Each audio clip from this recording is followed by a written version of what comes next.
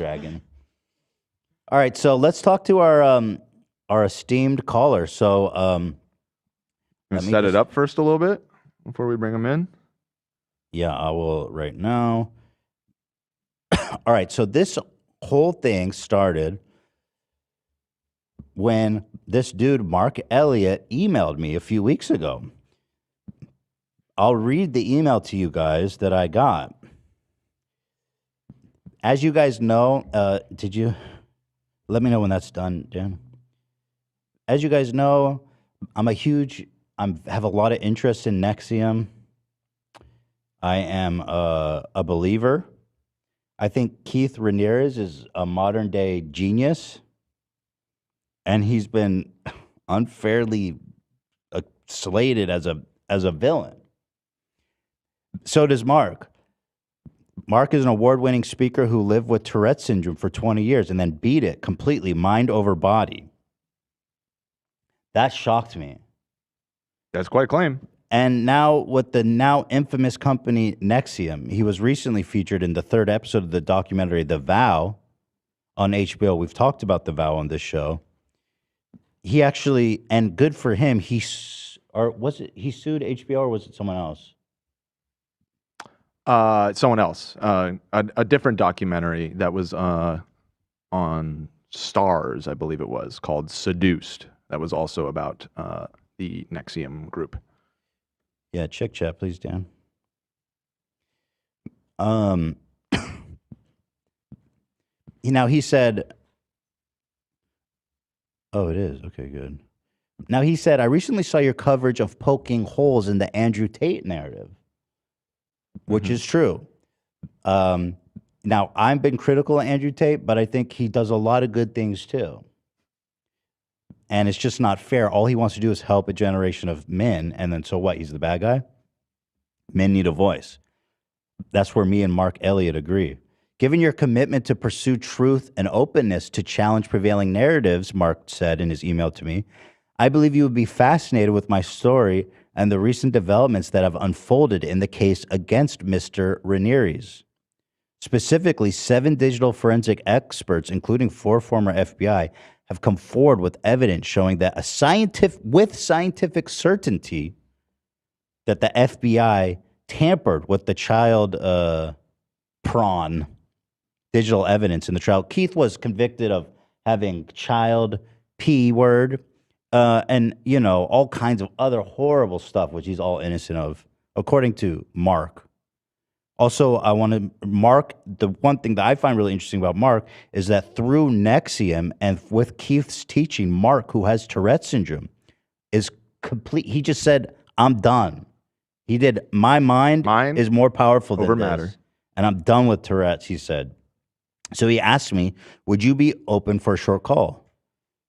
He says, I have no doubt you will be at least very intrigued. Thanks for your time. So that's Mark, inspirational speaker. And I said to myself, I am interested. I do want to talk to Mark. And so Mark is actually on the phone, and we've been setting this up for a couple of weeks. So Mark, whenever you're ready, there he is. Thanks, man, for being here. It's so awesome to meet someone like you. That's great. Thank you so much for having me. Can you hear me okay? Yeah. No, I can hear you great.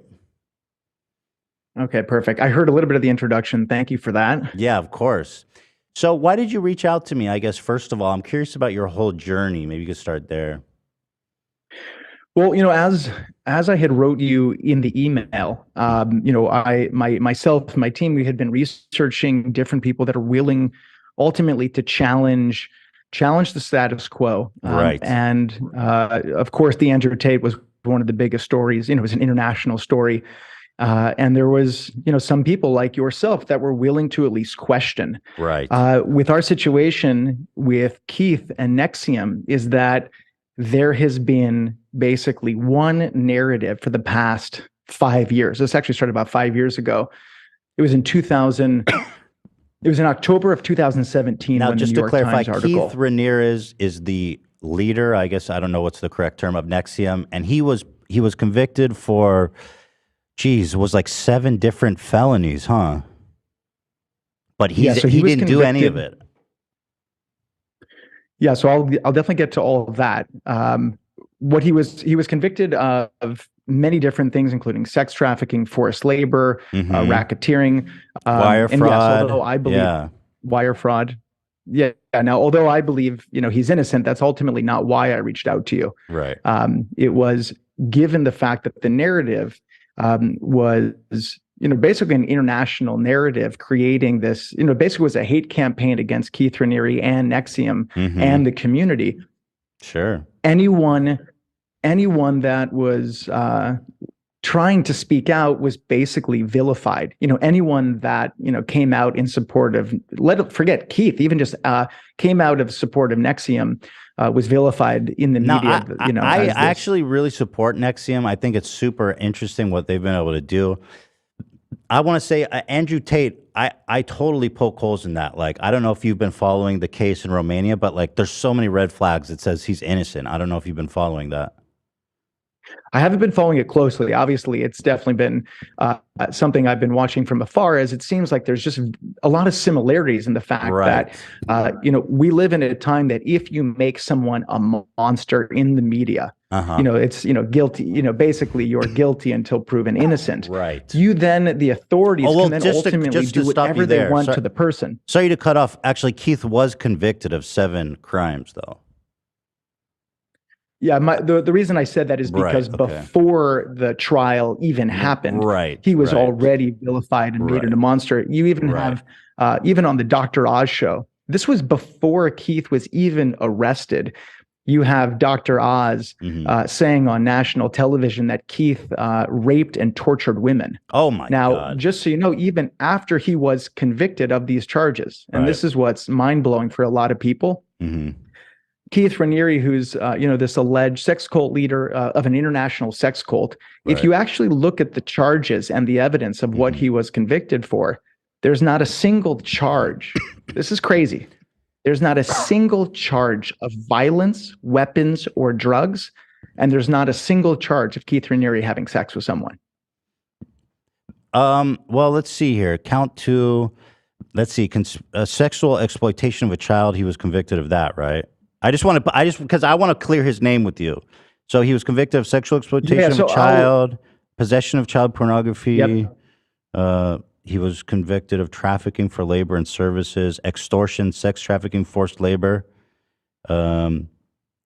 attempted sex trafficking. So he tried and failed, but in other ways he was successful. That's what they claim, right? But it's outrageous that and he was never, he was never violent, and so that kind of says it all, huh? Yeah, I want to be super clear. There's most of what people have heard about Keith in the media, and then what the government, put out there in the media as well, is, in my opinion, completely false, and most of it is completely fabricated. Right. Again, that's not my intent of why I wanted to come, on and talk with you guys. Obviously, if we had longer, conversations, we could look at more specifics and things about Keith Raniere and who he is as a person. But in the email is why I got in touch with you is that one of the things that happened right before the trial, here you had an investigation for a whole year, and there were 6 co-defendants, and this whole case was about consenting adults. And then 55 days before trial, it was also about wire fraud, trafficking, racketeering, child pornography. Yeah, so those were all the different charges. Okay. But even with sorry. Go ahead. Well, just to be clear though, even with all of these horrific charges, sex trafficking, forced labor, racketeering, wire none fraud. of the co-defendants had pled guilty. Wire fraud. None of them have pled guilty, which is almost unheard of in federal court. I think it's like 97%. You couldn't flip them because they're innocent. There's nothing to flip. So the thing is that 55 days before trial, all of a sudden the FBI found child pornography. And when I say child pornography, they found 22 photos of a nude woman on an external hard drive. It wasn't on his computer. It wasn't on a camera. It was on a random external hard drive in a residence that many people frequent in. It wasn't even Keith's home. So, of course, the moment they found that, it completely changed the whole dynamic of the case, where now you have minors involved. Right, and not only they could have planted. I mean, the FBI has a track record of doing stuff like that. I mean, they're just monsters. The FBI, I don't trust them at all. And I think they probably planted it. But my concern, at least just from the optics point of view, because again, I'm on your guys' side. Camille was a 15-year-old who testified. She wrote a victim statement, impact statement, that said that he actually raped her when she was 15. And she put out a statement and all that. It's crazy. She said she met him when he was 13. And then when she was 15, he was 45 and he slept with her. But that's just, why was she lying like that?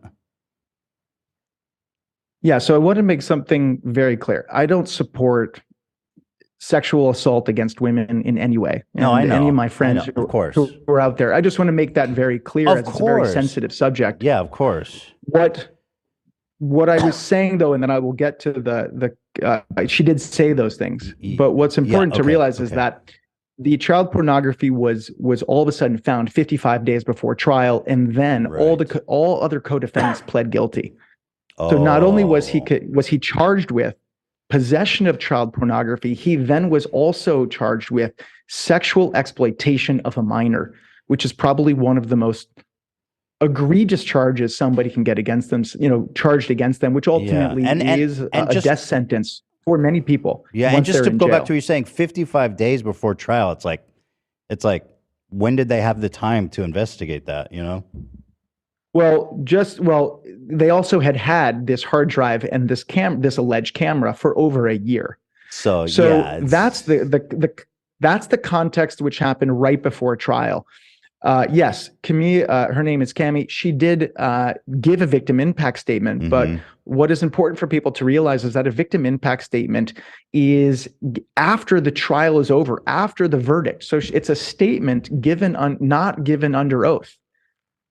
Well after the trial was over. And she also didn't testify. You think she's lying, essentially? I mean, or at least there'd be no consequence to her lying, right?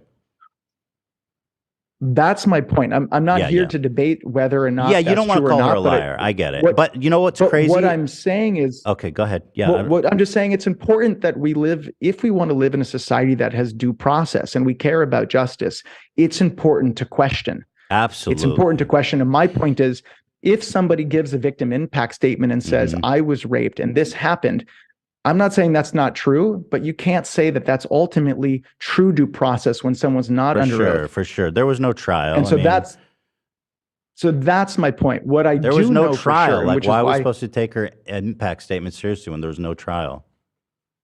That is my point. Okay. What I do know, which is under oath and sworn statements, is what I got in touch with you about with respect to, we now have 7 digital forensic experts. And this is what's incredible.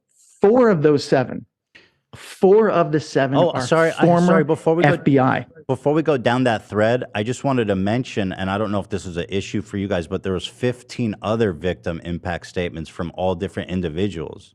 So that's like, dang, how do we get over that?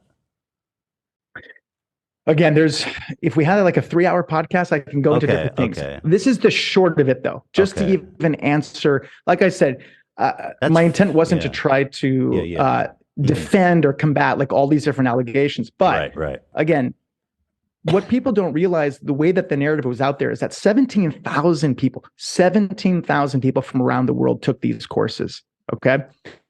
1 in 400 of participants in the classes that Keith had created were billionaires. We had people from Stanford, from Harvard, entrepreneurs. These were very thoughtful, rational people taking courses that had a profound effect on their life. Right? I mean, Scientology is the same way, and they get vilified too. They have tons of famous people, tons of rich people, and it's unfair that Scientology is vilified, don't you think? I haven't taken Scientology. I don't agree with. But my point is, I don't agree with character assassination, or speaking badly about a group just because they're different or you don't like them. But the reason I mentioned about the 17,000 is that if you actually look at the trial, in the NXIVM trial, there's actually, out of 17,000 people, I think in the trial, don't take my word for it, I think there's only 3 people that were students of the 17,000 that were even claiming they were victims of a crime. So three out of 17,000. Only 3 people claimed that they were molested by Keith.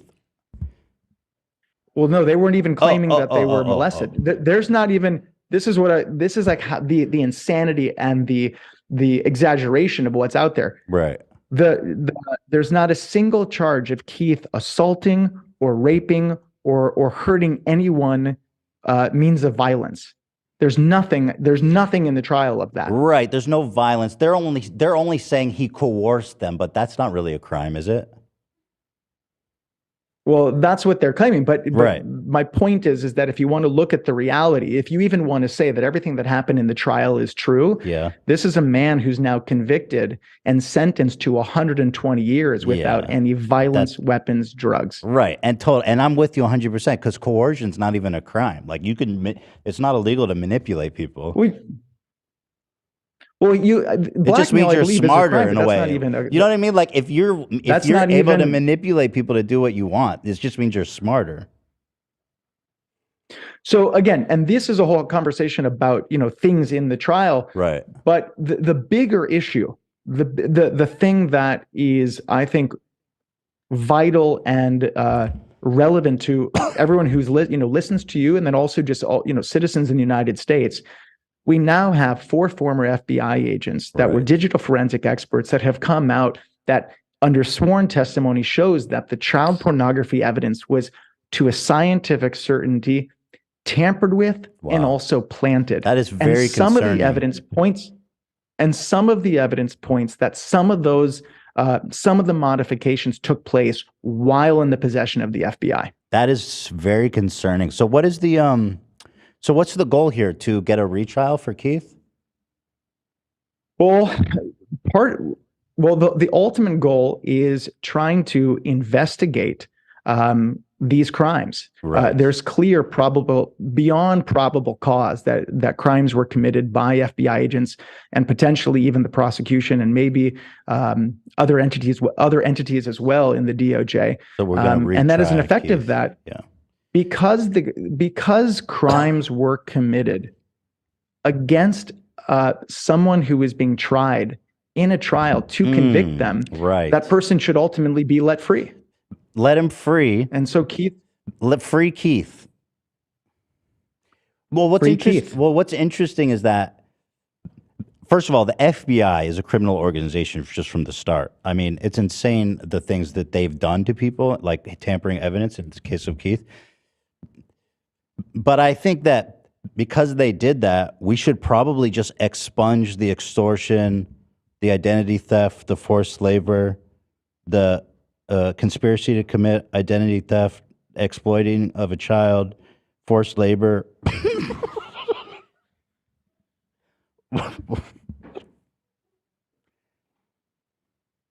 Wire fraud, and so we should expunge all those, huh? It took me a second to get your humor because there's also a little delay. I was like, is he making a joke? I was like, yeah, I know. Sorry, I just but so what do we do about those other ones, right? Because we got to convince everyone that Keith is a cool dude. Well, this is what I'm saying is that we don't need to convince anyone of how cool he is. Someone can think that Keith Raniere, they can believe he's the devil. That's ultimately irrelevant and a distraction to the reality of, did this person receive due process? If we want to live in a society that we want to have a justice system that treats everyone exactly the same, whether you think someone is the devil or you think someone is Mr. Rogers, they should be treated exactly the same under the law.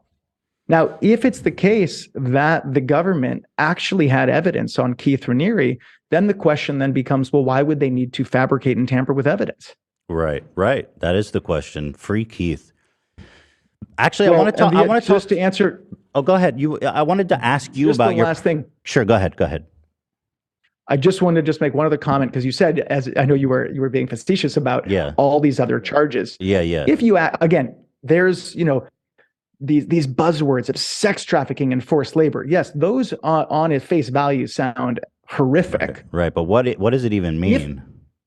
Exactly. If when you think of, if you heard that you're, someone that got charged with sex trafficking, what would you imagine? Yeah, I would imagine somebody was locked to what do you call? Yeah, locked to a radiator, forced to do webcam work, or you know what I mean? Exactly. That's what, and that's a real, that by the way, is a real thing. Sex trafficking, people being kidnapped, forced into sex slavery is a real thing. If you actually look at the evidence of what happened in this trial, you have a 29-year-old female who is an actress living in Manhattan, who is a part of the NXIVM community. She was taking classes. She was in a relationship with Keith. She also had a history of being more kinky. Together, they had come up with an experience where, and this is literally, if you look at the transcripts, this is what happened. One woman, this 29-year-old, received oral sex from another woman and no money was exchanged. She took a bus from Brooklyn to Albany. Right. And they convicted Keith Raniere of sex trafficking. Just because she was kinky. Well, that's one way to look at it. Right. The same woman, the 29-year-old actress, she's also the victim of the alleged forced labor. This is a woman who had to transcribe 5 hours of video for a memorial, and she read 50 articles that Keith had written, and she gave feedback on them and actually loved reading them. He was convicted of forced labor. Because she wasn't paid for her work, or what? Well, that's what they were claiming. And how old was she? They were able to concoct. She was 29 years old. But my point is that there's what's in the media, which isn't, and of course, if you hear these words, it's not like I don't hear these things, forced labor, sex trafficking, and it causes me to have caution. And I'm like, holy crap, what happened here? But this one sounds really bad, and hopefully, because you have such an intimate understanding and you have a great way of explaining it. So how do we do the sexual exploitation of a child? Because that one sounds so bad. So how do we break that one down? That one is also related to the child pornography, as I said. So they found 22 photos of a naked woman. Now, by looking at the photos is not how they realized that it was child pornography. But it's women he knew, right? It was girls he knew. Yeah, these are women that he knew. Yeah, and so somebody had pictures of them naked when they were kids. But it wasn't Keith. Well, no, but this is just if I could just finish real quick, is that the 22 photos were not deemed child pornography because they were photos of some sexual act.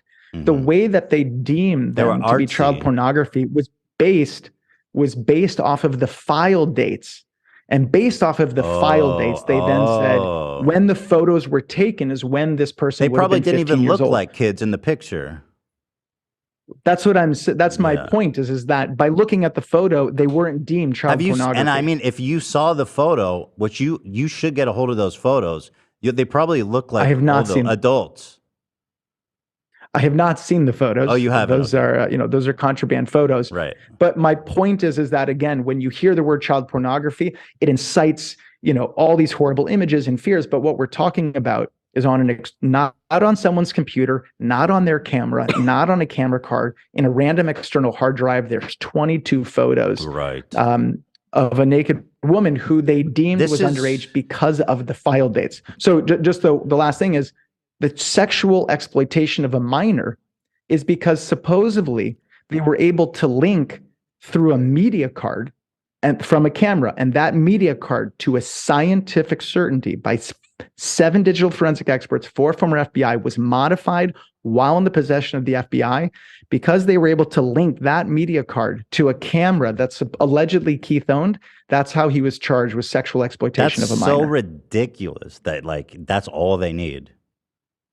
Wait, I don't know if you're being no, I'm dead serious. Like, what the fuck? Like, it's scary the world we live in where, like, and people can just say whatever, and then you just change the data on a file card, and that's all it takes. It's It's scary. As a man, I'm scared of that. Everyone should be scared of this. This is why the reason we're trying to reach out to people is because the narrative is so strong and the prejudice against Keith and NXIVM is so intense is that basically it stops people from having a rational, open conversation about, wait a minute, what actually took place here? And what took place here is not just, there was some prejudice in a trial, is that clearly you have government actors, specific personnel in the FBI. And again, this is not an attack on the whole FBI. Actually, there's one thing I want to get your thoughts on here. So Camilla's the one who he apparently had photos of. That was the 15-year-old girl who did an impact statement. Or she did an impact statement and said that he took her virginity when she was 15, which is outrageous. I mean, you can't The thing is, you can't. I, if she was willing, what's the problem? I don't get it. But anyway, right? You understand that, Again, right? whether or not that happened or It's didn't not happen, assault if she liked it. And Keith is awesome. I'm starting to, yeah, I'm feeling your humor a little bit more. Like I said, there's a little delay as well. So Camilla, I just want to be Camilla, super clear again. I don't support sexual assault, rape in any way. Yeah. I'm not here to be able to be a referee about what he said or she said or what happened behind closed doors. What I do know is that I don't believe that somebody giving a victim impact statement that isn't under oath, which is basically no different from somebody going on Twitter and saying, I was raped by this person. Right. It's just with absolutely no due process. Right. Because could be looked at. He doesn't even know them. So it's like the same as a random tweet. Like they've never even met. No, they do have know met each other. Ethan. Okay. Okay. Shit. They do know, but they do know each other. They do know each other. But do you understand what I'm saying, though? Yeah, no, absolutely. So so this girl, Camille, who she said in her impact statement that Raniere and his co-conspirator, who also trafficked Daniela for labor and services, said they confined her to a hotel room, or to a room, sorry, for nearly 2 years in an attempt to force Daniela to work for him. And then Daniela was told that if she left the room, she would be sent to Mexico without any identifying documents. So that's probably what they mean by like sex trafficking or forced labor, but that's just someone on Twitter just making shit up. Well, did you see the second season of The Vow? No, I didn't watch the second season. Was that yeah? Gotcha. I don't blame you. Yeah, it was bad. Yeah. It's incredible. Again, from just the label of somebody, I think it's document servitude. That sounds horrible. Right. But again, if you just look at the facts, this is a young girl who is who is in a room in her family's home. Okay. Like she was in a room and the door wasn't locked. Right. And if anyone questions me on that, this is incredible. This is how amazing how a documentary can seemingly put eerie music on something and make it seem horrific. Right. In the documentary, they're actually doing a voiceover of her reading from her lines from the court transcript. So they're reading it verbatim from what she said in court as she was testifying under oath.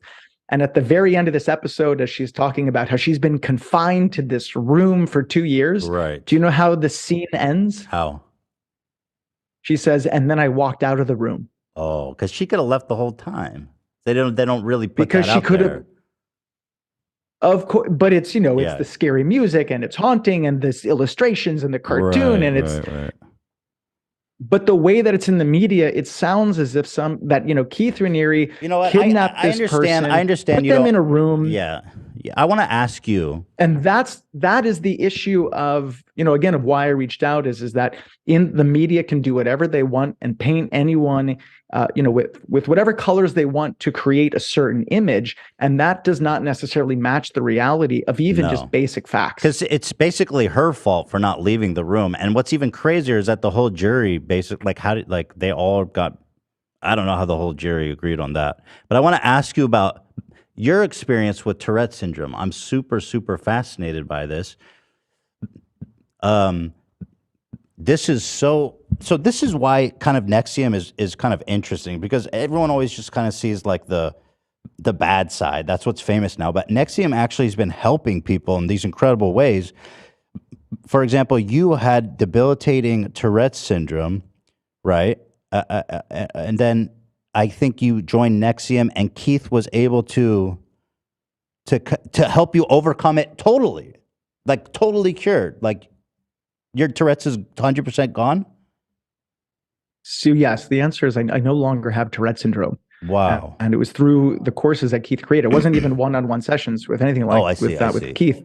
Wow! It was he had created a curriculum that was around the world. Like I said, 17,000 people took it. I went through the classes just like everybody else. But as I went through them and started to build more self-awareness about myself, I mean, ultimately the courses are classes on emotional intelligence. We had a center here in New York City on 5th and 37th Street, where it's just you go and sit in chairs and you have conversations with people. And that cured your Tourette's? That is Just having So that. I just want to be clear, it's not. Go ahead. Yes, it was through these conversations and through these classes, which Right. were a lot of them were philosophical inquiries Right. about different aspects of life. There were practical things. It was also a goal-setting thing for entrepreneurs. Okay. And it was through these classes and these conversations that beat my Tourette's completely mind over body. Wow. And so what is it that you tell yourself? Like, just stop ticking. Like, come on, don't be a pussy or whatever. Or I'm joking. I don't mean it like that. But like, I'm over this shit sucks. Tourette's is fucking annoying. And I'm just over it. Yeah, so it's not like that at all. The most simple way that I can describe it is that I've always talked about Tourette's is like there's an itch and there's a scratch. Oh yeah. And the Tourette's is that uncomfortable feeling. Mm-hmm. And then the ticking is me scratching that itch. And most treatments and the way that we look at Tourette's is, okay, how do we just help the person with this dynamic? So if you take medication, it numbs the itch. Mm-hmm. So that stops you from wanting to scratch it because you don't feel the intense. Stop it? Like, if you're talking to someone with Tourette syndrome, what would kind of be your advice to them? Because I know it's just a horrible disease for the people who haven't cured it for themselves yet. And I feel like this knowledge, what would be your advice? Well, I don't say, just to be clear, I've never said, and so we actually had a documentary that came out. It's called My Tourette's. It's on YouTube for free now. Okay. Sadly, almost no one in the world knows about it. It came out after, the negative press, the real negative press, started coming out about 5 years ago. Okay. But in this documentary, you watch these profound transformations of people beating Tourette's mind over body. But even in the movie, we don't say it's a cure.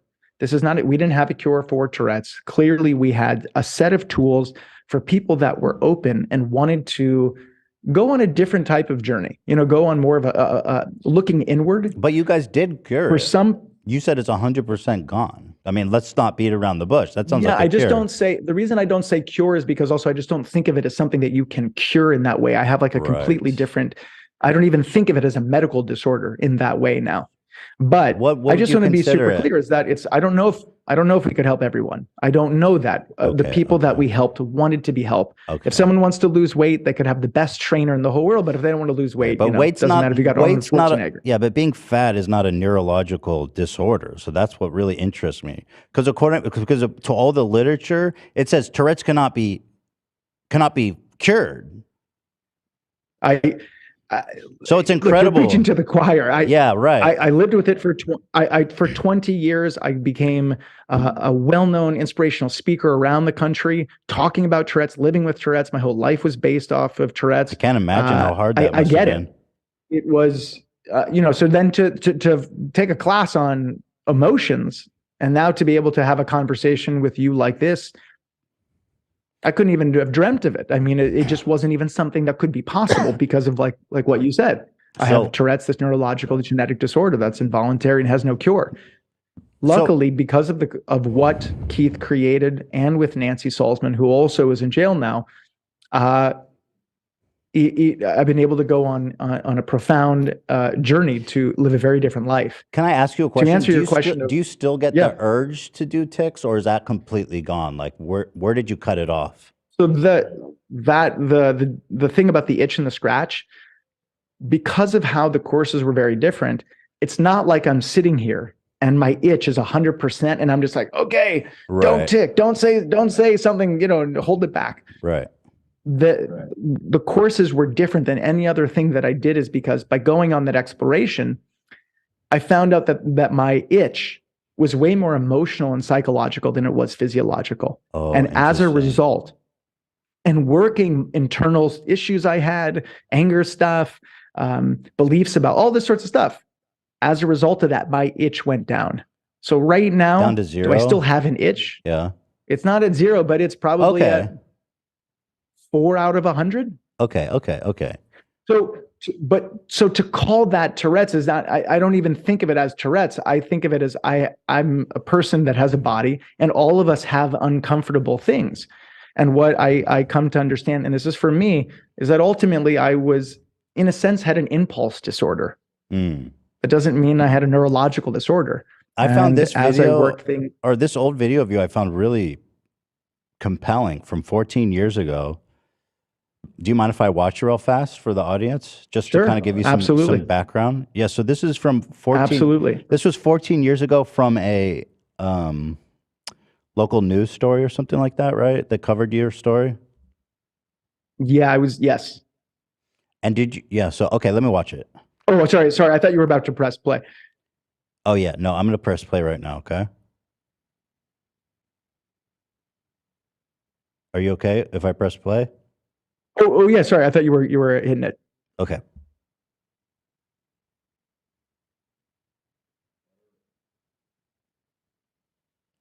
Can you play it, Dan? We're just waiting it's with, on me. It's with on me. suspense. So- You got All right. to hit play. Are you ready, Mark? I'm ready. Okay. A day before my 17th birthday is when I really ran into the greatest obstacle I had ever encountered with my Tourette syndrome. A St. Louis area teenager who says he has Tourette syndrome claims he was kicked off a Greyhound bus in Indianapolis because of his disability. I got on the bus and they made an announcement about my Tourette syndrome. And earlier in line, a lady had heard me saying some inappropriate words. And she stood up and she said, well, how come he can say this word? With that, this Clayton High junior who turns 17 tomorrow says he was kicked off the bus in Indianapolis. So your tick was actually to say the N word, right? Yeah, at different times I was saying what would be the Wow. worst thing that I could possibly say in a given course. moment. So, Yeah. you know, if I was around a fat person, I would want to tick you're fat. If I was around a black person, I would want to tick the N-word. So at the It was a time, nightmare. at the time you were on a bus, and with it seems like from this image predominantly black, and then you said the N word on the bus. Yeah, to make a long story short, I had told the bus driver about my Tourette's before I got on, and then I got on the bus. Then I was taking it more, and obviously customers were complaining, and rightfully so. I mean, they had no Right. idea what was going on. Mhm. And then the bus driver, as I've gotten older, I actually thought the company dealt with it as well as they could. I mean, it's just a difficult situation. I mean, just because it's a medical disorder, although I don't see it the same way now, but of course at the time, what do you do? It's just not, I don't think it's as simple as, oh, well, this person has a disability. They just have, can do whatever they want, carte blanche. Like, it's a very difficult thing because I'm also saying something that's offending people. Luckily, nothing bad happened. I was safe. It could have escalated and gotten very bad. So you went. So did you? Okay. So let me keep watching. So you're on a bus and you said the N word, and then people got mad at you, right? So that's the kind of and then the and bus driver ultimately- kicked you off. Yeah. So let me keep watching. And ultimately, Minneapolis after a police few, were called. Elliot says he was on his way home from a church youth camp when the incident happened. Elliot and his family say they've traveled all over the country and never been denied access to transportation. His family calls it a violation of the Americans with Disabilities Act. Up to that point, So do you? So I appreciate that you guys all made it into like kind of turned it into like a crusade here, and went to the local news about it and stuff because it's. Let me. I have a theory for you. I'm ready. Okay, cool. I think you actually fake having Tourette's. Yeah, I think you actually don't have it. Well, I'm open to. Here's my What here's did my you think what did you think I had? well let me just break it down. I think this is kind of a funny thing. I doubt this is what happened, but maybe you just called someone the N-word on the bus and then you're like, "Oh, no, I have Tourette's."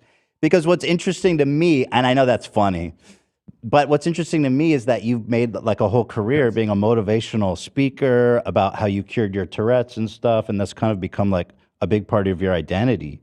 But what's interesting is, as somebody with Tourette's, I actually have Tourette's. I know it's not curable, so I just find that claim to be absolutely a pseudoscientific, crazy claim that has no backing in science or at all. And I think you're actually, in my opinion, right, as someone with Tourette's, I think you're scamming people. Well, first off, did you say that you have Tourette's? I do have Tourette's. I didn't Isn't know that that. crazy? Yeah, I know. That's why I was so surprised when you emailed me, because I was like, I have Tourette's, and I also fucking hate Andrew Tate. I've like talked like continually and openly, relentlessly about what a piece of shit he is and how much I hate him. And what's interesting too, Mark, is that I've also talked about how much I hate Keith and NXIVM and what a psycho he is. So when I got your email, I was like, this is incredible, and I could totally see how it is you fell into a cult because you clearly don't do any research. When I saw when I was watching one of your videos, I thought I saw you ticking, and Yeah. so it did cross my mind. I said, I wonder if he has Tourette's. Yeah, I do. Why would you? That's so interesting. Why would Mhm. you? Why would you think someone would fake it? That's a pretty messed up thing for someone to fake. No, I agree, but you've made a good living from faking it, doing like motivational stuff and writing books and stuff like that. And it's just, as far as I know, and that's just a theory, right? Because I don't know. I mean, I just have Tourette's myself, but obviously I don't know anything about you. So it's just a theory. But I just think that you can't cure it, actually. And on your website, it says you overcame it, mind over body. And that's just not Yeah. possible. But that's why, I don't know if you remember what I just said 2 minutes ago, is that we've never claimed it's a cure. Right. Well, let's see. On the, if we pull up your website, well, when I started, you said you're 100% like over Tourette's, right? You did say that. Yeah, well, I said that I don't think of it as I have Tourette's anymore. Right. You don't have it anymore. I guess what I could say is,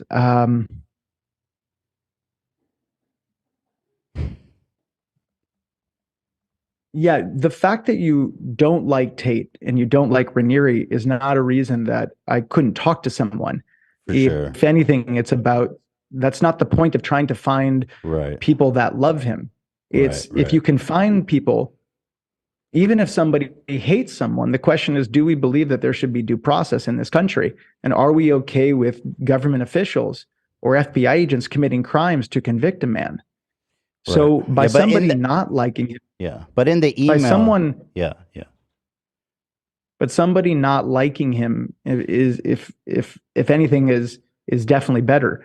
I definitely did not research deeply every single person. Obviously, At we're all. in a Well, yeah, difficult you didn't look. situation. You actually didn't look into it at all.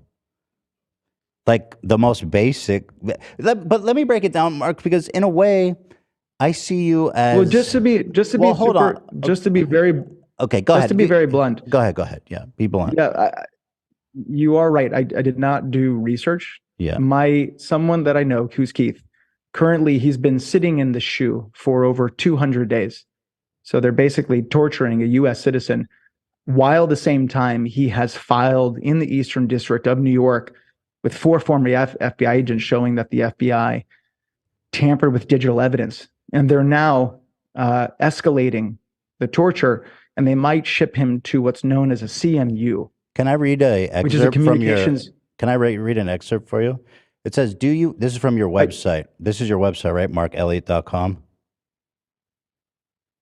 Yep. Yeah. Do you want to beat your Tourette's? I want to help you, but currently the government has threatened to put me in jail for being public about how I completely overcame my Tourette's with NXIVM. Yep. So when you say completely overcame, I just assumed that meant like that you have a cure for it. Yeah, I can address that in a second. We can talk about that. But the point is that Can you cure like you have a bipolar lot or of something? Can you cure like schizophrenia? Because that would be really good for a lot of people. the reason. So because of how big the case is, Right. and I'm reaching out to people that have influence. Hmm. I believe that even though you might hate those people, and I didn't know the depth of how much you dislike them, but Yeah. okay. No, yeah. Is that there's something that we can agree upon? I thought at Well, least here's that something- are here's we some- okay? Well, we can all agree on that's we can all agree on photos. Here's photos of his initials being branded into women who accused him of running a clandestine sex cult. Here's his initials branded into their skin. Here's an up close So, for you. It says his initial, Keith Ramirez, branded into their skin. what's your point? That's not what I'm here to talk to you about. Oh, my point. That The well, thing is, the point right, is, right. but- No, that was just for but fun. bringing That up- was just like a funsies bring- thing. yeah, but the It thing was just is, like a fun look, little I'm- group building exercise. No, I'm the thing is, serious. I No, keep on- I'm serious. Why did he do this? Because if I'm curious, I want to ask But you. the Why thing did is, he if do you're it?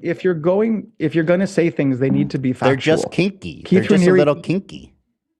But Keith Raniere didn't brand anyone. Oh, right. He's not even in the He room. coerced people to do he's it. not. Yeah, so coercion's But a he's crime, not even- but actually. I think coercion is a crime. Sex trafficking usually happens through coercion, not by locking people to a radiator. So that, I think, is where we kind of disconnect there. And actually, what's crazy is the jury agreed with me. 12 people agreed. I had told you before. I know I had told you What? before. Oh, that and the appeal blackmail court. is a crime. Oh, what's crazy is he appealed, and then the appeals court also upheld these 7 horrific charges against him.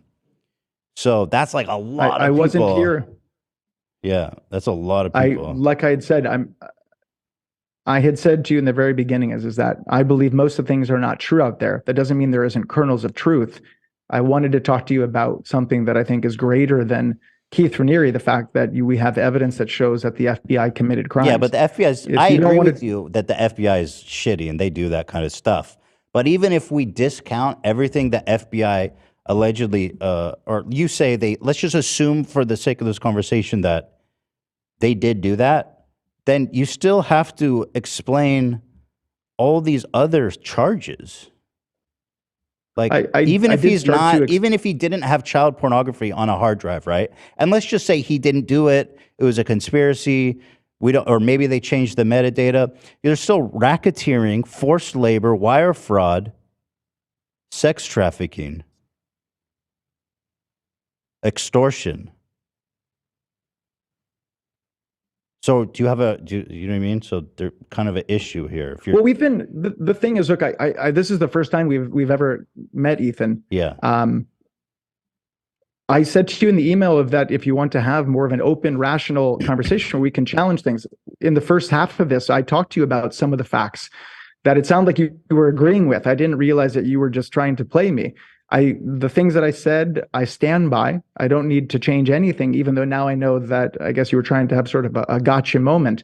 But like I said, with the photos, with the woman, the HBO thing, the sex trafficking, which is a single sex act with no money exchange. These are things that if someone wants to have a conversation. Right. But you got to understand that no money exchanged and him not doing it himself is kind of the quintessential of a cultish kind of racketeering, like manipulative, coercive act. Like he's not the first person, right? Like Charles Manson, for example. Is Charles Manson guilty of murder? Well, answer that. Is Charles Manson guilty of murder? He never did anything.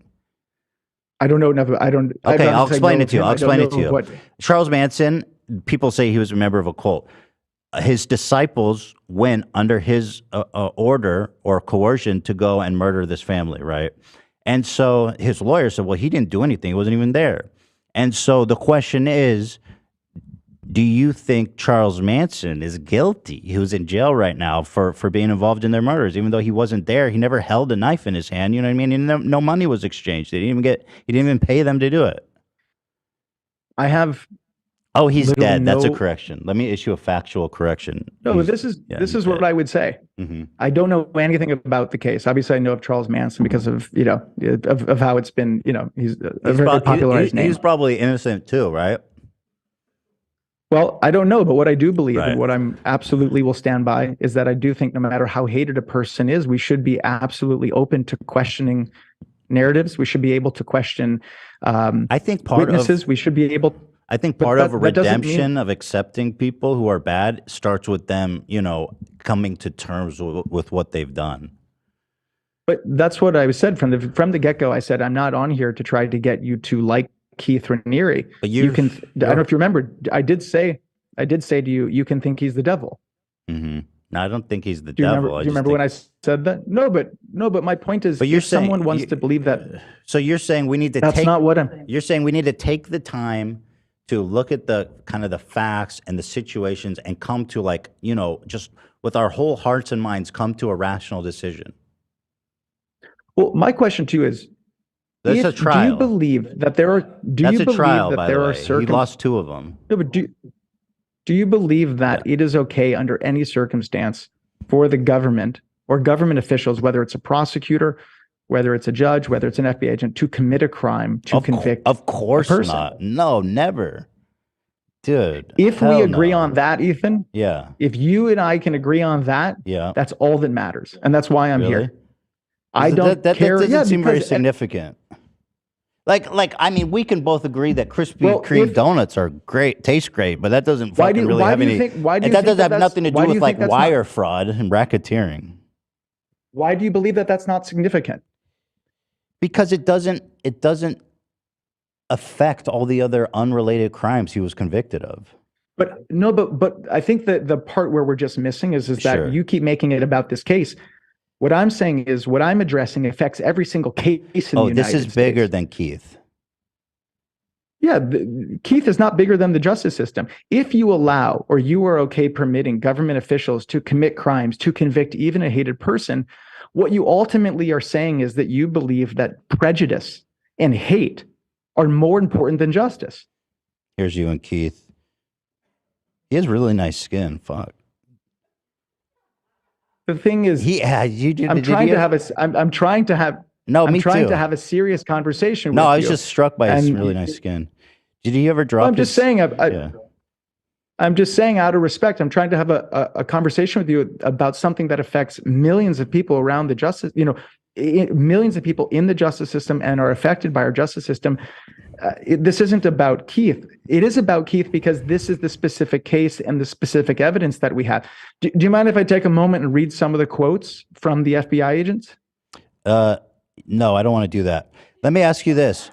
I don't even blame you because honestly, in a sense, you're kind of the victim of you know what I mean? Like you're part of this organization that clearly has some powerful hold over you. And I'm really sorry that you got somehow you're involved in this. And I just like Keith is gone. He can't hurt you anymore. You know what I mean? Like you're free, bro. I appreciate the I do believe that I'm free. I'm an adult that makes decisions in my just own like life. that girl in the there's- room. just- You're free, man. Just walk through the door. What I can say again is I reached out to you. I'm trying to talk about things that there's a lot of prejudice against talking about. Mm-hmm. You have a case that has international attention, that has a lot of hate and a lot of prejudice. And now we have that. We keep it. We're kind of, you've said that. It's okay. Listen, I really do wish the best for you.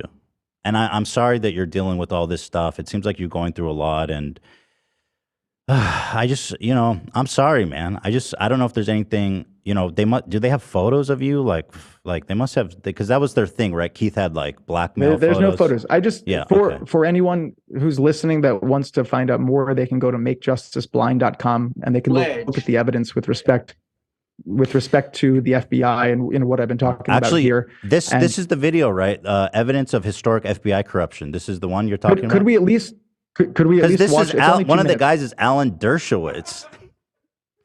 He represented. He's Epstein's lawyer. Could we play it from the beginning? It's only 2 minutes. You know what? I'll do that for you. We've been through a lot together. Awesome. I'll play you the Dersh. Well, no. I'm saying, can you play it from the beginning, which is the experts, which is actually what's most important.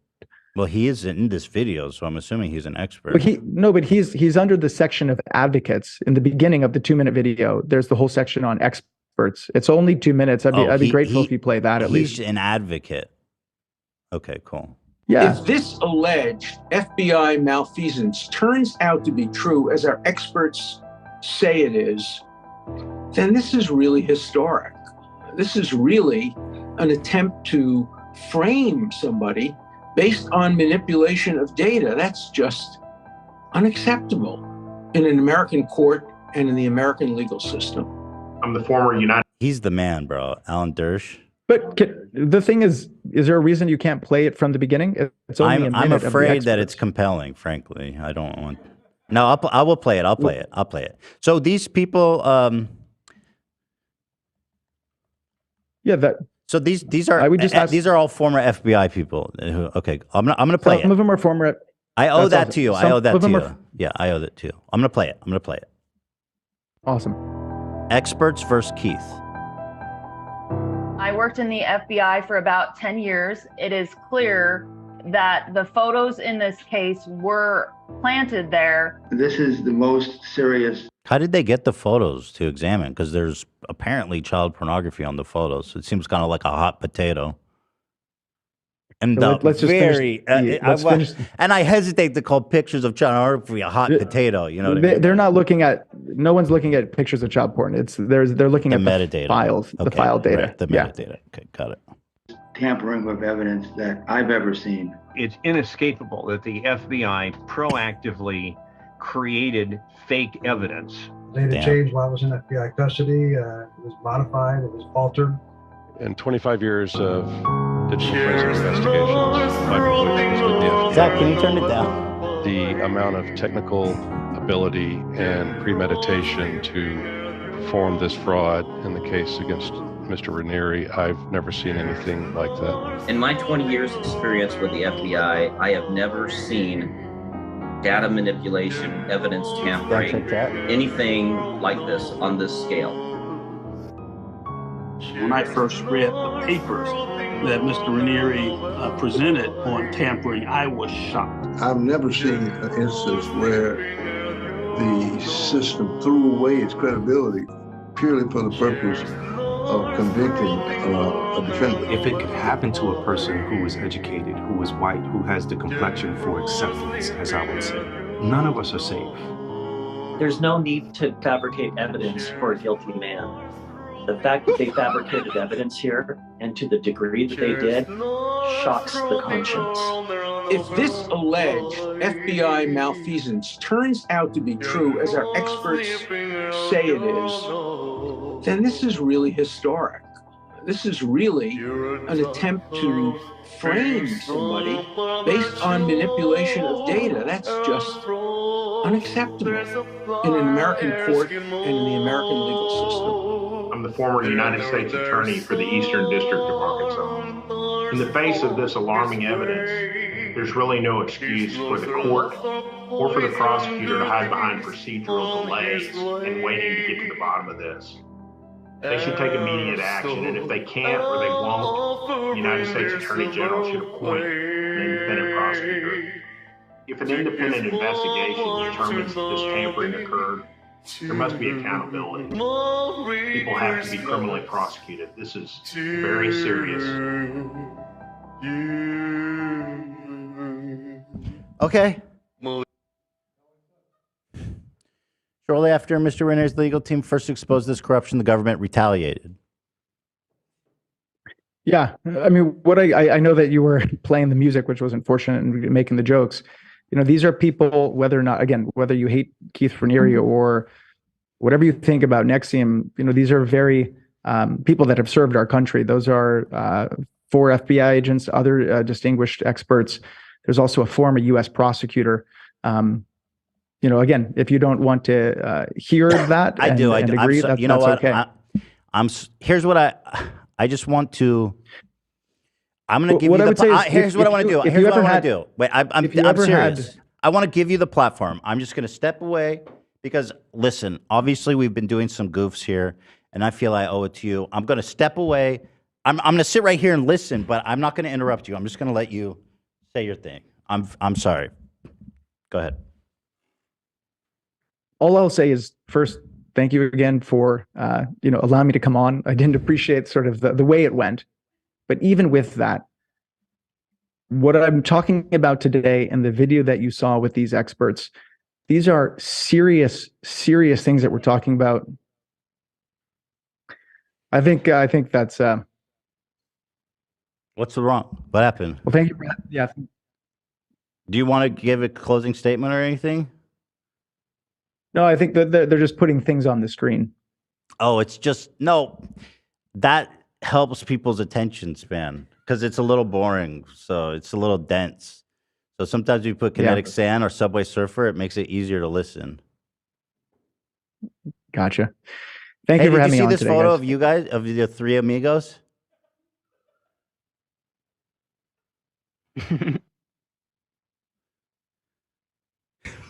Did you? I'm with you, by the way. ACAB, brother. 45 place. You don't know how to turn off Zoom. You're trying, but you can't get away. How do you get out of this? You're trapped. No, there's no trouble. Well, again, nice to meet you, Ethan. And thanks for having me on today. I'm sorry to put you all through that. Ultimately, you are the victim, and I hope Ramirez dies in prison. I really do. I really do. But one day you're going to be free of this, and I'll be there to help you. I'm so sorry. This is Keith's fault that you went through this. It really is, and I'm so sorry. Yeah, thanks for having me on today. Yeah, thank you for joining us. All right, take care. Have a good night. Have a good night. Thank you. Oh God. He hung up. Yeah, I know. I actually feel bad for him at the end there. Yeah. But to be it's fair, extremely embarrassing. But to be completely fair, this man walked into like a comet-sized chasm of a death trap. You can turn back on chat. All right, I'll turn it back on. Like, when I got this email from him that I read you guys, I was like, is this guy for real? And so I passed it to Dan to set it up. And sure enough, this guy thought I was an Andrew Tate defender who loves fucking Keith Ramirez. And also, he didn't know I have Tourette's syndrome, which put me in kind of a unique position to talk to him about Tourette's. And that was a very stressful situation. I didn't see him ticking once. Just saying. Must be effective. I'm sorry. I honestly feel bad. I do feel bad. That man is crushed. But you know what? At the end of the day, definitely do a tiny bit of research for calling into one of the biggest podcasts in the world to do a live show about one of the most hated men in the world. I will say, I really admire your ability to continue to be confrontational throughout an entire exchange. Like, at some point, I was like, "Oh man, like, is he gonna like loosen up a bit?" And you, no, you didn't. And I mean, I stand by what you did. I love that. I could not let him spread propaganda unchecked. Yeah. I'll tell you what. If his Tourette's was cured, it's definitely coming back after this interview. He'd be screaming the N-word all night. Oh my God, that was like as crazy as I hoped that could have been. That was clean. Yeah, I really wasn't sure what direction it was going to go. I mean, we were talking about it before the show, but I still was unsure if he was. I'm blown away. Being sarcastic in his email because it was just so wrong about every aspect of you. Right. That it almost seemed like sarcasm. So I thought he was going to come out of the gate aggressive, but no, he seemed to just not actually research anything at all. Like even just a Google search. Bro. He didn't even know you had Tourette's. Yes, I know. He didn't even, but like, if you search my name, it's probably like all highlights of me talking shit on Andrew Tate. And I've done so much content about NXIVM. That too. Oh. Holy fuck, dude. I don't think I've ever seen someone get cooked like that in my whole life. That was lawless victory right there. I had to walk away so you can. Yeah, I walked away for a sec. There one point when I was reading out every 20 charges, I was like, "This is so absurd." And it took him a long time, and he was hesitant to accept the fact that I was goofing. You ate him up, and you left no crumb. There you go. He's learning. He's learning. Clearly, he sees the best in people. So maybe that's why he had. I mean, I'm glad you said what you said about him being a victim in a way, because I mean, that's it. I felt pretty really bad. Classic Stockholm syndrome kind of thing. In 30 years from now, you're gonna get emails saying, "Dude, I fucked up. I'm sorry about that." I'll be there with open arms. Yeah, sure. I'm waiting for him. Just the two of us. Just the two of us. We even got the Subway Surfer on him, dude. And the Nook. I mean, that was something else, man. When he saw the Manson photo, my heart dropped a little bit. He made a very sad face when he saw that. Well, I don't think he. Three amigos. He said he didn't know anything about Charles Manson. Well, he's lying. He knew something when he saw that fucking photo. he knows about Charles Manson. Right. Everybody does. Enough, you know what I mean? Sure. He does have beautiful skin, though, Keith. I was like, whoa. He must use like, what's that serum that's really popular? Adrenochrome? No, not that one. Whatever. He must use the ordinary. That's what I was gonna say, and then I was like, mm-mm. Well, they have a great product. Doesn't matter. who They you do. Wonderful hyaluronic acid. You know, fuck me, dude. You know, this guy, it seems like he seems very nice and well, you know, pretty well spoken, articulate, and His heart seems good. yeah, and you know, he's a good looking guy and everything. It's just, that's what I mean. It's just like a little sad. It's just why do you feel the need to die on this hill? Like, can't you, even if you think that Keith is innocent, like making that your thing to like campaign for like he's in a convicted sex.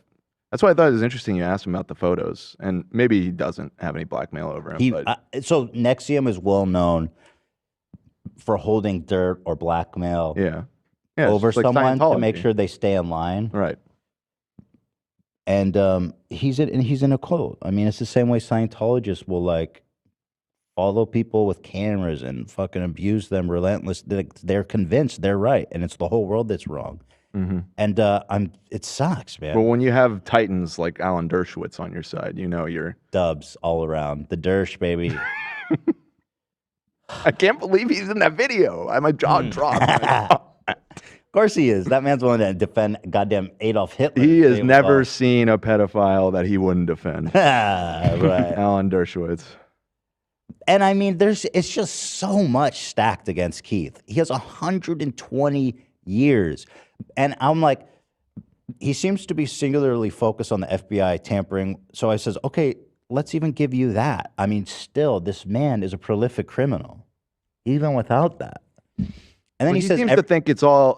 If I was understanding him correctly, it seemed like if you take out this one piece, this one photo of a 15-year-old girl, the whole thing collapses. Which, like, it's just not. I didn't follow the case super closely, but when I was researching, I researched quite a bit over the weekend to just familiarize myself with everything. And at least from my understanding of it, the whole metadata aspect is not the smoking gun that got him convicted. So even if you remove that, if they got a retrial and they remove that, I'm pretty certain they would still be able to find a second conviction. well, they had 15 victim statements. This girl who was in the photos, Camille, who says that he took her virginity when she was 15, who was in those photos, said it was him. Right. Yeah. Or at least I think so. I mean, I can read this. Well, there's more too. There's a bunch. I don't of know if text he said it messages was him between or them. not. I know he's going to try to sue me if anything. Little things. Wait, said it was who? Camille was the girl who was in the photos, the child P word. Right, yes, yeah, And right. she gave a victim impact statement after the that says, trial, right? Yeah. Yeah, no, I mean, according to her, she was groomed from like age 12, and Keith Rainier took her virginity when she was underage. So, And he seems to think that like the fact that he coerced people and never actually carried out the crime himself somehow means he's innocent, which is like really wild. 'Cause he's a cult leader. Yeah, that also seems to be a lot of That's what human racketeering is, traffickers. Yeah, essentially. it's a lot of excuses in the Racketeer- Andrew Tate situation. I mean, racketeering is literally that. They invented that so they could prosecute mob bosses because they never actually committed the crimes. Right. That's what racketeering literally is.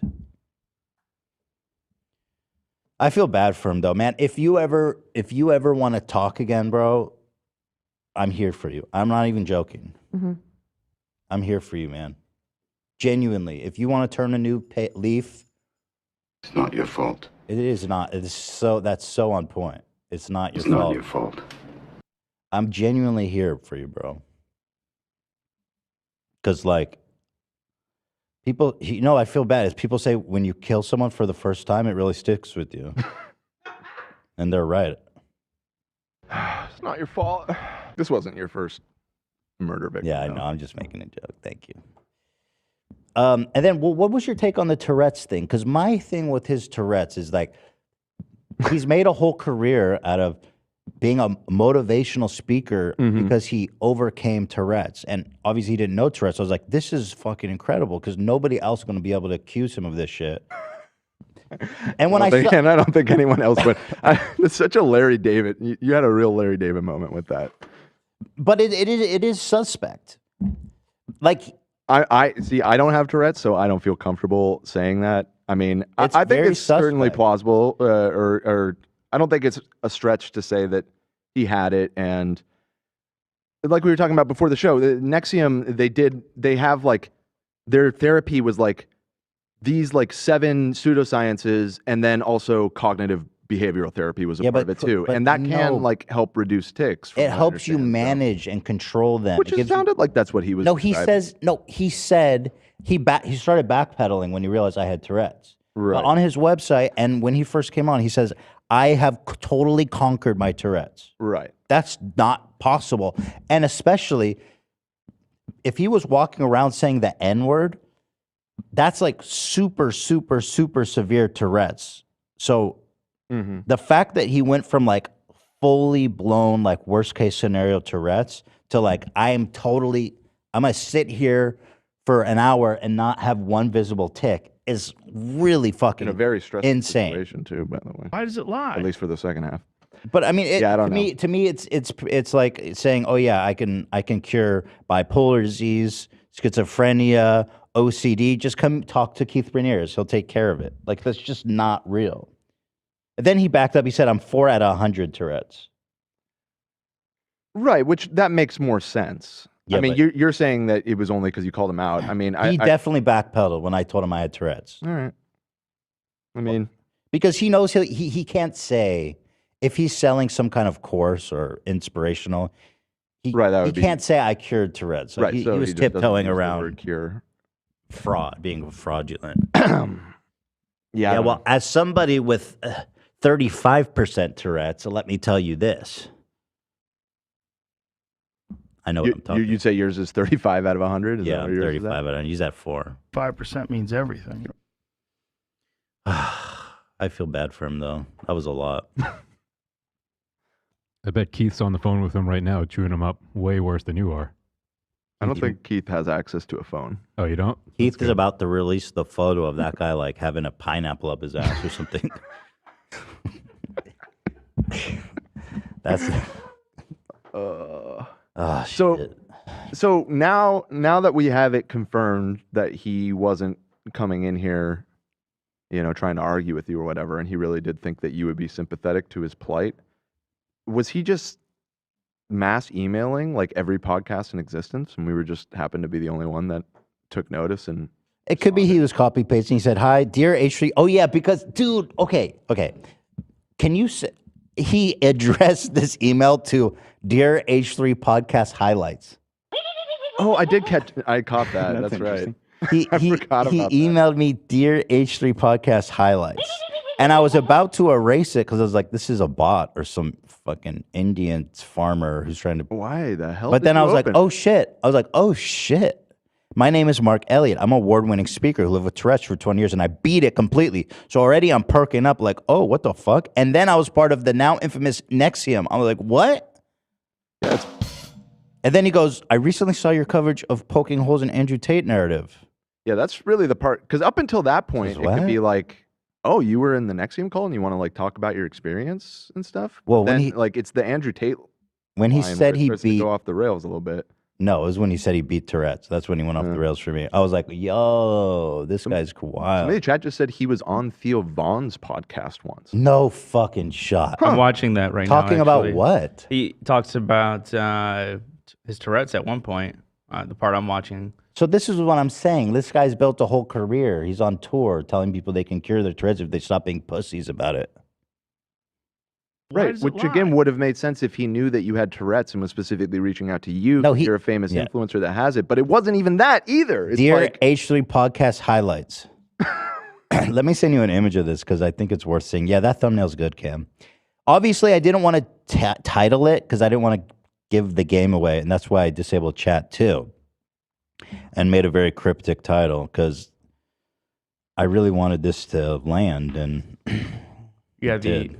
the name of Theo's episode is "The Man Who Overcame Tourette's." See, now to me, that's insanely fucking offensive. You don't overcome Tourette's, and the implication is that everyone else is weak. That everyone else is just being a giant pussy who hasn't been enlightened yet. You don't. It's not something you overcome. It's something you live with and you learn to live with. It's crazy. You can't. It's just fucked up to put that into the world. Like, oh yeah, did you get your Tourette's cured yet? Like people that watch that, it's crazy. By the way, let me send you this. I just want to show you, so you can pull it up because this email is pretty iconic. And he was emailing you quite a lot, right, Dan? So he had a lot of opportunities to look into the show. This all started like over 2 weeks ago, and so again, if I ever found myself in a position where I was being invited on a podcast, I don't know why that would ever happen. But if I did, I would probably at least Google once. Well, but he emailed you like 30 times. That's what I'm saying. Is like there was plenty of time, and there was back and forth and stuff as we tried to land on a date to do this, and I don't know. Can you pull an excerpt? Next time, do a little bit of research. Just a little. But that's what I said. I understand how you fell into this cult. I mean, you have zero critical thinking abilities.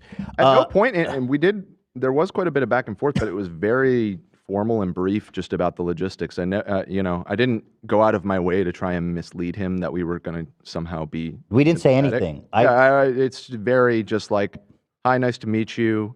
What dates would work for you? Just I did the same. I didn't want to be guilty of misleading him or entrapping him.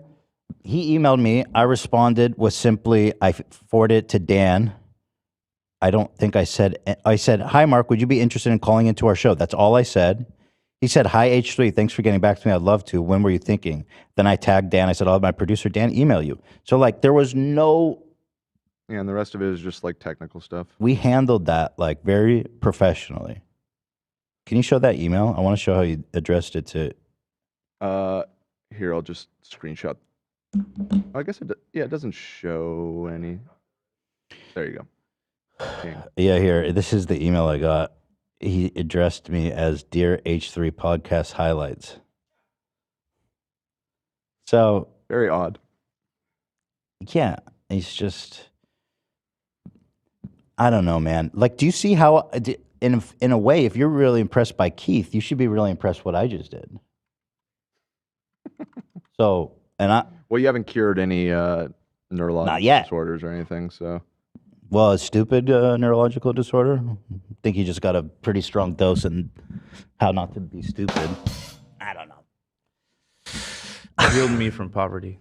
Do you find any good excerpts from the Theo Von? Because I'm sure he's out there being like, yeah, I cured this shit. Everyone else is a giant lame-o.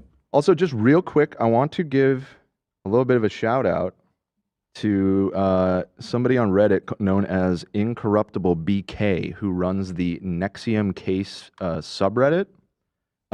You were a massive help in researching this weekend. You've really stayed on top of this whole case and tracked it. I found a lot of fantastic information on there. And I see... Are they buzzing? I see 55 minutes ago that Incorruptible BK posted a link to our episode on that subreddit. It said, maybe too late to catch it live, but Ethan Klein brought Mark Elliott on his podcast and is just absolutely toying with him. So shout out to Incorruptible BK for your assistance. Thank you, Nick Clark, for the 20. He says, I'm wheezing right now. Bella Simmons, who's a legend, said that was amazing. Billiam Whatlicker. 5 gifted. Thank you. God bless. Nick Clark, 50. That man was a rotisserie chicken. Are you watching the Theo Von thing? Yeah, nothing too interesting yet. Yeah, if you guys don't mind, because I didn't eat breakfast today, can you bring out, we got Subway.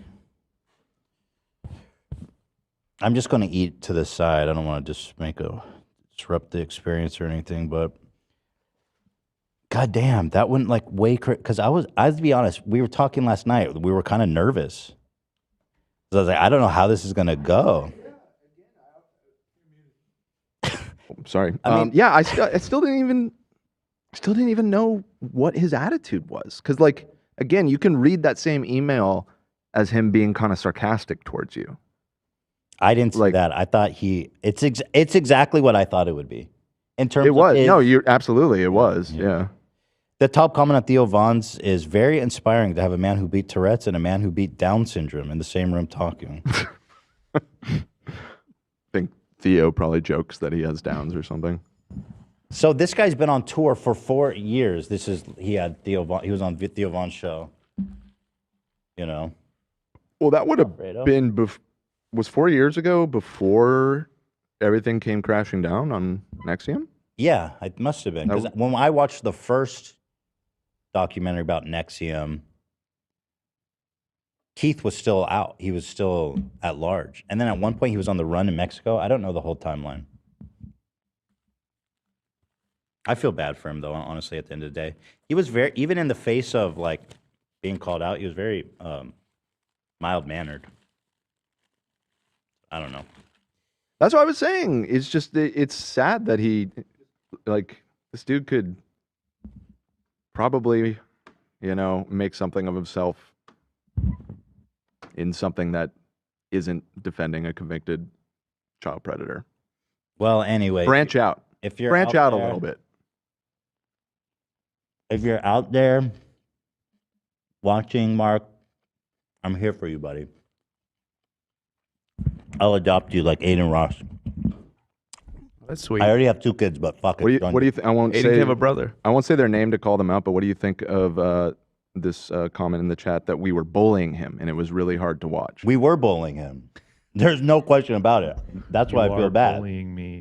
But at a certain point, this man,